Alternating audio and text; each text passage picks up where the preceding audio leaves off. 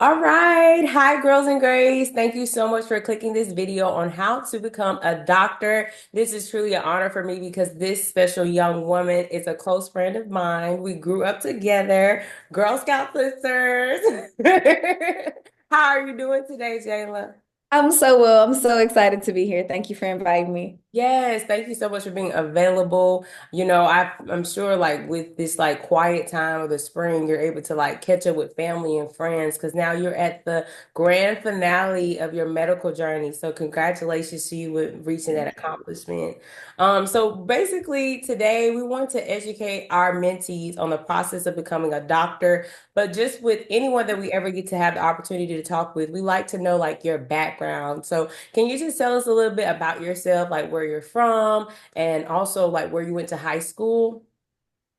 Sure. So I am originally born and raised in Byron, Mississippi. So that's where I grew up. That's where I did most of my schooling up until high school. And then in high school, I went to private school. I went to St. Andrews, which was kind of like a contrast to my previous schooling, but it was definitely a different experience and I enjoyed that. And then from there, I went to Mississippi State, Yeah. and that's located in Starkville, Mississippi. Majored in biochemistry with a minor in Spanish. I don't know how I necessarily came to biochemistry. I think I just enjoy biology and chemistry, and that just seemed to make sense at the time. The Spanish thing was kind of more of a whim, Okay, yeah, because you're loudly with the I was like minors, right? foreign No, language, I don't even think my girl. family knows I have a minor in Spanish. Oh, Nobody knows that about me, but I do have wow. a minor in Spanish. I went to Honduras on like a medical mission trip, some Wow. like maybe my sophomore year of college. And I was really intrigued. I was like, oh, like this is cool. Like I really enjoyed learning the different languages and just kind of being a part of a different culture. So I did that as my minor and took all of the different Spanish courses. I'm not as good anymore because I don't practice a lot, but it was really interesting just to learn a different language. I'm I trying to pick it love back up that. right now. No, I love that because I can't remember the name of the show that I used to watch, but the doctor spoke Spanish. So like one of the nurses was talking about him behind his back, like and then he spoke back, was like, oh no. And then it was like boom, like don't just assume Right. I don't know a different language. So that makes you so diverse. And then even having the opportunity to work, in a facility or clinic that caters to individuals, with different ethnicities. So I love that for you. And then I feel like did that help your college experience become a little bit more fun and challenging at the same time because you were learning a different culture? Absolutely. I think that was one of the many things that made college really interesting. So science has this reputation of being this really like real structured, very like boxed in way of thinking. And so one of the things that I really enjoyed about college was having the opportunity to explore something that was outside of the box. Yes. Especially when I tell people I go into medicine, everybody thinks, oh, you just only learn science and math. But I think if you're one of those people who really enjoys creativity and still like learning different cultures, engaging in English, thinking a little bit, there's still opportunities for that. And I tried to explore that as best as I could, I love especially in it. studies. So, what inspired you to actually go into like the whole biochemistry field? Was it just like an interest, or did you have a favorite doctor growing up, or did you think like you were going to be a scientist? Like, what really planted the seed inside of you to do this? So I am what people call a very practical person. So Okay. I always knew that I wanted to be a doctor. Like Mm, ever since I can remember, I always knew I wanted to be a doctor. And I'll talk about that a little bit more. But since I knew that I wanted to be a doctor, I wanted to find a major that I thought would really help me get to that point, but also would be a really great backup plan in case I decided I didn't want to be a doctor. wow. So I chose biochemistry because it was complex enough to where even if I didn't become a doctor, I could have been a scientist or a researcher or gone into some other field. And so I wanted to have that option to do something else just in case things didn't pan out. Oh, I love that because you're actually the first person that I've met to major like in biochem. Like everyone else is kind of like pre-med biology, So to just have that experience, did you learn? I'm sure you learned different things beside like the traditional biology student, but like when you had your medical experience, did it make you more advanced to have such, more of a deeper understanding and research from like two different worlds, biology and chemistry? Oh yes, it was very great in preparation for medical school. Like there are certain things that I really had a chance to dive deep into, especially in the realm of biology and chemistry. That was really helpful, especially in that first year of medical school. However, I must provide the caveat that it did help me like maybe my first 2 months of medical school. And Okay. then the first 2 months of medical school covered everything I had ever learned in my entire life. So then Wow. I was back at the playing ground, but it did help a little bit those first 2 months. Okay, okay, that's good to know. So, with our organization, we are a Christian organization, and one thing that I can say, like you and I, we grew up in our Girl Scout troop in our church, and so we always had like just those fun outings, and always knew like to keep God first. But upon like entering into undergrad and then going to medical school, how did this like shape your faith? And did your faith play a big role with you choosing to go into like the medical industry?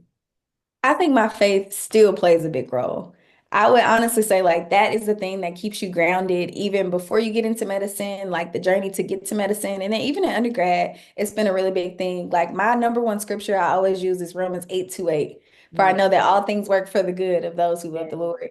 And I think that, like, that's been something I would read that every time I took a test, every time I Mm. applied for a job, every time I applied for medical school, because I truly believe that, like, whatever happens in this life, God is in control and it'll eventually lead to my good overall. Yes. I think especially going into undergrad, and even entering into medical school, these things are different and there are challenges, there's temptation, there are a lot of things that can kind of rock you off your designated course. Yeah. So one of the big ways faith has played a role in me is just keeping me grounded, Yeah. like reminding me like who I am. I'm God's child. And Yeah. like that's the thing that's kept me on this course and like has allowed me to be successful in all these different ways. So I love that. You better minister, Jayla. You better minister.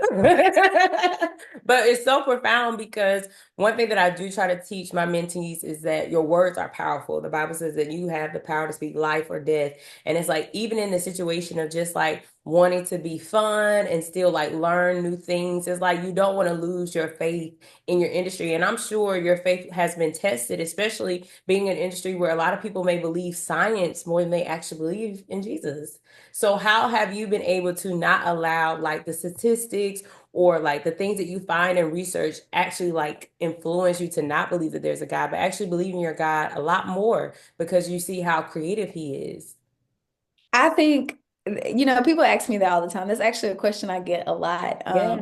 And I think that you have to believe in something greater than science because there are a lot of things in this world that science just doesn't explain. There are a Wow. lot of times where we tell patients, I don't think you're going to make it 3 months and they continue to live for 6 months. So like somebody has to be in control. And Yeah. like for me, that's God. And, Yes. just believing in that, I've seen him work in ways that science doesn't always explain or help in. And that's kind of how I find peace in a lot of those different situations that I That's can't necessarily control.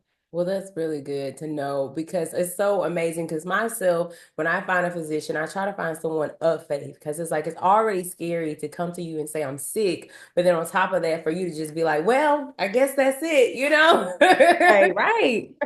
Give me some hope, give me some love, give me some encouragement, or teach me like more of a holistic route. So, with that being said, what field are you actually going to be in? As a doctor, what have you chosen to be your specialty?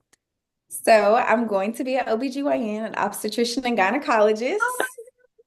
Yes. So my plan Yay! is I want to specialize and I want to be what's called a gynecologic oncologist. I want Okay. to specialize and treat women with cancer, female origin cancers. So that's like my ultimate plan with that. And that's why I say faith is such a big role because again, like I'm choosing to enter into a field that undoubtedly has a lot of death, a lot of bad news, but also sometimes some good news. And it's really important to be able to have something that keeps you grounded, especially on those times where like maybe I have a patient that dies. I need Yeah. to be able to believe in something and like put my trust in something else. And I think I'm gonna be one of those doctors that prays with my patients. If I they want love that, that. Listen, come if they on now. want that, like why not? Yes, yes, I think patients appreciate that, like just knowing that their doctors are people yes. who care about them. So Absolutely. Like, I think it's so important to like make that known because it shows that you are empathetic. And I feel like we live in a world today that is so like cut to the edge that you even forget to give me a wipe and a band-aid when you cut me. Like no one's right. really showing empathy. And so to be in the medical field and actually doing something different, not only presenting hope, encouragement, and resources, but actually providing light in such a dark situation is so needed. And I'm so happy to hear that. I got excited because I was like, oh, wait, you going to deliver babies? You I going will for 4 years. I will for 4 years. I have the to. training to do that. You did. So, And I think it's so beautiful because also it's like you have found your specialty. And I have plenty of friends in medical school, and I often tell them, like, I realize that the medical field is kind of, I compare it to like the sports, like not sports, but car Mhm. dealerships. So you got people that specialize in BMW, people that specialize in like Hondas. And so that's kind of like what you do in the medical field. But obviously, like when you're in medical school, do you get to learn like everything from like dermatology to family physician? Do you still explore other fields? Yes, Okay. yes. So every type of doctor, regardless of what we specialize, we all have the exact same base training. So Nice. like you rotate through every single core specialty. So every doctor has seen surgery, they've seen medicine, like your cardiologist and your dermatologist, they've seen all of those different fields. So we all have the same base line of training. And then towards the end, like your third and fourth year, you declare a specialty. So like for me, I declared I want to be an OBGYN, but like you could have declared I want to be a family medicine doctor. And then from there, we do what's called residency. And that's when you like train to be just an OBGYN. Yes. Which I'm excited to announce with you, which I can't wait. I'm going to be literally on my phone like this, waiting on you to announce. Are you looking forward to match day? And if you would, introduce our mentees to that term. What does match day actually mean? So match day is like the draft for medical students. Hmm. So we go through this really interesting process of getting a job right after graduating from medical school. Because like I mentioned, it's another version of our training. It's just a paid job now. Yep. So basically what happens is we all apply to these different jobs, and these jobs offer us interviews. Nice. And from the interviews, we'll rank the programs 1, 2, 3, 4, 5, 6, 7, 8, as well as we like them. Like we're just ranking them how we like them 1, 2, 3, 4, 5, 6, 7, 8. And in turn, every time they interview a student, they're also ranking them 1, 2, 3, 4, 5, 6, 7, 8. Wow. And so we all submit our list and it goes through this computer generated system. And basically, they match you with a program that you want the most and that also wants you the most. And so, Wow. like, it's this really big ceremony for medical students because no one in the country knows where they have their job at yet until Friday, where we all find out at the exact same time. It's so So, crazy, so crazy. Like I'm on the edge of my seat. I have you and then my like one of my best friends that have match day, and I'm like, "Are you nervous?" Because I'm nervous. Like, we're all kind of nervous, but like also excited. Because yes, like this is one of the most exciting times in our careers. It's just like, oh, like I don't know where I'm gonna be, but hopefully I'm gonna be doing this dream job in this dream place. like you That's can't all I'm even at. choose apartments yet until you know, you know. Right. Because you don't know. Yeah, you don't know where you can end up. And Yes. for me, I can end up anywhere in this area. Like, who knows? Who knows? Well, I will ask this question too, because like I said, I have plenty of friends in the medical field. And one thing that I did have to be accustomed to is like when they're available to communicate. So can you share more like in a transparent way to our mentees, the reality of being in medical school, how much that's going to take of your time? And then also if you have any practical tips to tell the girls, like when you are in medical school, here's how you can, put God first, go to church, or be more involved with your family and friends. Absolutely. I think medical school is tough. It requires some level of sacrifice. I think that's like a common between anybody that you ask. It's what we call delayed gratification. And what I mean by that is you're sacrificing in this time and season because you hope to like experience this moment of where you get pretty much everything you ask for. And that's what medicine is. Like you sacrifice these 4 years, and then hopefully on the other side, you finally get a chance to live out your dreams and help people and do the job you were called to do. So it does take time. There are times where you have to miss out because you have to study. There are times that you don't get a chance to go to every single birthday party that you get invited to. But I will say medical school has been a lot more balanced than I would have imagined it to be. Okay. I've actually had fun these past Oh, 4 years. good. And I think it's because there is time. You're gonna always feel like you don't have time, but you have to make time for the things that are important to you. So for Right. me, like that's my family. Like Yeah. I know that I want to make time for my family, so I make time for them. And I Yeah. never have time. I just make time, whether it's like 10 minutes or 30 minutes. And you may not be able to commit 2 hours, but you can always commit 10 minutes, Yeah. 30 minutes. So you just have to make time for the things that are important to you. And same with faith. Like if that's something that's important to you, you make time for those things. That's, And medical school falls into its place always. It always works out like that. that's good. And I think it's also key to just tell the girls, especially while they're in high school, so just go ahead and practice prioritizing things that matter to you the most and that are beneficiary for yourself and for your future. So one of the questions I love asking everyone is like, what advice would you give to like your younger self, knowing that you always knew that you wanted to be a doctor? What would you say to young Jayla? I would say as soon as possible, find your people. I Mm, think people are so important to you. And I mean that in two separate ways. The first one is like find your community of like your friends and your family. Those are the people who support you. Those are the people who tell you you need to study first before you go out. Like you need yeah. to find your people who are able to uplift you and like you can lean on and will Yeah. support you through your journey, whatever you want to do. Yeah. And then the second way I mean that is find your mentors. Mm, Mentorship is so important, especially in medicine. Black women only make up about 2.8% of all physicians. And I wow. love throwing that number around because that's important to know that we're such a small number, but we're so needed in this community. And Yeah. so it's important to find those mentors. When I was in college, I almost did not become a doctor Wow. because I didn't know anybody that was a doctor. I didn't know anything about the process. I just came to college and I was like, "Oh, I want to be a doctor." And I had no idea like what that meant, what the journey would look like. And it wasn't until I found a mentor. It's actually a really crazy story. My mom ran into this guy on a bus like headed to work. Oh, And wow. he happened to be one of the admissions counselors. And he was like, "Oh, like I'm Dr. Coleman, like I work at admissions." And she's like, "Oh my gosh, my daughter is interested in medicine." That sounds like your She ended mama. up And so she ended up like connecting me with this man, and he was the person who like helped lead me essentially to medicine. Like Wow. he talked me through every step, and I would not have known any of those things if it wasn't for him. And so that's why I'm always like mentorship is so important. You need to find people who are going to advocate for you and say your name in rooms that you're not even a part of. Like Yes. that's so important. Yes. The second thing I would say is don't be afraid to take up space. Mm. I feel like a lot of times we feel like we need to shrink ourselves to like fit into a box and are Yeah. afraid to like step out and just like lead and do the things that we want to do. And Yeah. like I would tell myself, don't be afraid to be that person. Don't be afraid to lead that organization. Don't be afraid to like stand up for what you believe in. Like don't be afraid. Like just step out the box. And so that was probably the two things I would tell them. I love that. And it's so cute for me because I'm like, I knew you as your younger self. Like before Instagram, like we knew each other. Right. No, we It's really like a did. We phone really call. Don't have to check Instagram, just call the girl, you know? But I love that. And it's so cool to, I feel like at our age, we're growing adult, we're women, we're grown, to just look back and just be like, I would just push myself a little bit more to do this and do that. And so just sharing that to our mentees, thank you for doing that because I think it's so important for, girls to also know that as adult women, sometimes we wish we would have did things differently or we learned so much from this that we realize that having a mentor, even in high school, is so important. And so that's why Girls and Grace exists to just provide that mentorship for young girls in whatever career and avenue that they want to be in. As long as they have God, they can do the impossible. So with that being said, there is a process to becoming a doctor, and you pretty much shared like you got your education in high school, you got your undergrad degree, but I wanted to pull up your school website when ready, but to just educate us, how do you actually become a doctor?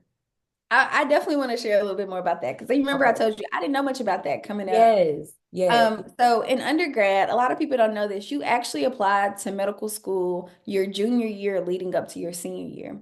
So you Okay. actually, if you want to go straight from undergrad to college, I mean to medical school, you actually apply while you're still in undergrad. So Oh, while you're in undergrad, this is a really big time. You're building your application. This is a time you should be getting involved in organizations. It does not necessarily have to be medicine related. I was a tour guide all through college. I was a wow. tour guide. I worked in athletics. But these are the things that like are building you up to be the leader and being able to communicate. This is the time that you're getting your letters of recommendation. So if you went to a huge state school like I did, there are Mhm. like thousands of people there. That Yeah. was the time to like make myself known and like making sure I'm being intentional when I'm interacting with professors. And then also in the midst of undergrad, we also take this medical college admission test, the Okay. MCAT. So MK. it's our big admission test that you have to take in order to get to medical school. It's about 6 hours long. It's not necessarily based on a lot of the information you've learned throughout college, Hmm. but it is based on a lot of critical skills. So it's kind of similar to the ACT, but I always say it's the ACT on steroids. Oh yeah, 6 hours, girl. I would have walked out, and I was playing. It's not that bad. It's not that bad. Okay, okay. But those are like the big things that happen while you're in undergrad to prepare you to go to medical school. So So like I who, said, go mhm. ahead. I was gonna ask who educated you on that process? Like when you started freshman and sophomore year, was it through networking or that mentor that was like, "Hey, Jayla, when you turn a junior, let's start applying to medical school." It was that mentor. Got it. I don't know how it is at smaller schools, but at my school particularly, there were not a lot of people who reach out to you to find those opportunities. You kind of have to reach out to them. So most schools have a medical school counselor that Okay. you can reach out to that'll help you and tell you about the process. Nice. But yeah, I love that. So I think the biggest thing too that I've learned, which is like having you as a close friend, my best friend is in medical school, is like the expenses. Okay. You have to buy the MCAT test study guide. You have to pay for the test as well, right? And right. you have to pay for your test to be sent to the universities, or is that Mhm. free? No, that also costs money. All Okay. of these things cost money, and it does not stop in undergrad. But those Uh, expenses do exist. I yes. want to give a caveat and say that Yeah. there is also money out there. And Okay. I'm a big proponent of advocating for you to go find the money. So Yes. there are always scholarships that will give you MCAT prep if you look out for it. There are scholarships that will pay for you to register for the MCAT. There are Okay. scholarships that exist that give you MCAT prep books, all those things. So I'm always like, go get the money, but it is an expensive process and it is something you have to save up for. I think taking the MCAT is like $400. It's Yes. expensive. Yes. It's A expensive. sew in or wig, you know? Yeah. No, literally, it's expensive. The Dooney and Burke, yeah, it's expensive, but it's worth the investment, especially when you know that this is your desire. And I think that that is what it proves throughout this entire process. Because, like, even with having to do your interviews, you have to pay to travel, or most schools can sponsor you to travel to them for those interviews. I've heard, or even while being in medical school, obviously you have your materials to study, but like were you more anxious as a senior in your undergrad, considering the cost of medical school, or how did you actually advocate for yourself to, do scholarships or find resources to eliminate the cost? So the reason I propose about the scholarships is because I'm a scholarship kid. Got it. So I was able to get a scholarship through the MCAT. I applied. They do offer financial aid. And I didn't think I would qualify for it, and I just applied on a whim, and they basically paid for me to register for the test and for the test itself. Mm, And so that was one of the ways I applied for it. But it is really stressful. I remember it was a lot on me and my parents just yeah. having to figure out how to come up with the money to go through this process. But like I said, it was a lot of advocating. It was a lot of finding those small little $1,000 Yeah. scholarships, those small $250 scholarships, and just constantly applying to find a way to finance it. It's kind of how I approached the situation. Yes, that's really good. So I want to like definitely encourage our girls, like if you are considering to be in the medical field, listen to Jayla's story. It's so possible. Anything is possible. And I just really want to call this chat Romans 8:28, because all things work together for the good of them that love the Lord, that are called according to his purpose. And so I feel inspired. And I'm not even in the medical industry, I'm in fashion, but I'm fabulously inspired because of your resilience, your education, and just even seeing like your kind heart. Like I literally knew you like when we were 8 and 9 years old, and to just see you blossom and still have that kind heartedness is such a blessing. Like, please don't go in the medical industry and get mean, don't let it stress you out.